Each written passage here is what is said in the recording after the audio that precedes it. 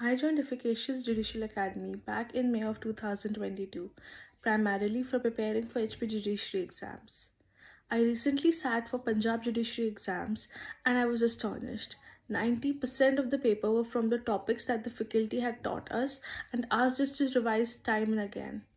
The faculty here is amazing and they make sure that we understand the concept.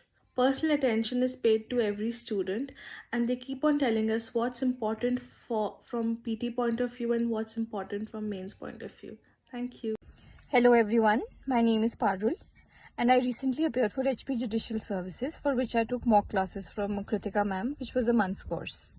I have completed my law in 2017, after which I lost track of all the subjects of law, and it was really difficult for me to get in touch with those subjects again.